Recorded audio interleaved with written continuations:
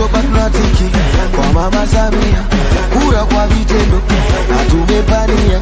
Oktoba tunatiki kwa Mama Samia. Sasa Mama Samia, mama wa taifa hili, anamhitaji mheshimiwa mbunge wetu Mlugo. Wewe usiyemtaka nani? Hongera Mama Samia, rais wetu. Tanzania inang'ara Afrika Mashariki na Kati. CCM oye! Wanasongwe, bahati mbaya si wote mlikuja pale Mbozi. Lakini wakati mheshimiwa rais anakuja akisalimiana na mheshimiwa Mlugo, alisalimiana kwa furaha sana.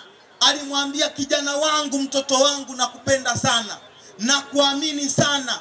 Nenda kawaambie Wanasongwe wakuchague na kuhitaji kwenye serikali yangu na kuhitaji unisaidie. Sasa Mama Samia, mama wa taifa hili, anamhitaji mheshimiwa mbunge wetu Mlugo. Wewe usiyemtaka nani?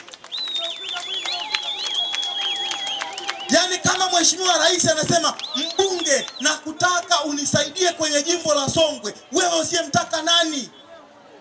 Maendeleo ni ushawishi. Mbunge kama mbunge peke yake haleti maendeleo. Kinacholeta maendeleo ni ushawishi wa mbunge. Sasa kama mbunge wetu ana urafiki na mheshimiwa rais, anamuita mwanangu Mlugo na kuhitaji unisaidie kuleta maendeleo ya Wanasongwe. Sasa wewe ndugu yangu kachague mtu ambaye hawezi hata kumpigia simu rais. Unataka maendeleo kweli? Unaitakia mema jamii yako?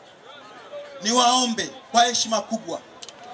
kwa heshima kubwa ya Songwe, na sisi katika mkoa wetu wa Songwe, moja ya jimbo ambalo tunaliangalia kwa karibu, jimbo la kimkakati, jimbo lenye watu watulivu, ni jimbo gani? Jimbo la Songwe. Kwa heshima kubwa naomba tumpigie kula za kutosha mheshimiwa Mlugo, tumpigie kula za kutosha madiwani wetu wa Chama cha Mapinduzi, lakini tuwapigie kula za kutosha, tumpigie kula za kutosha mama yetu Samia Suluhu Hassan.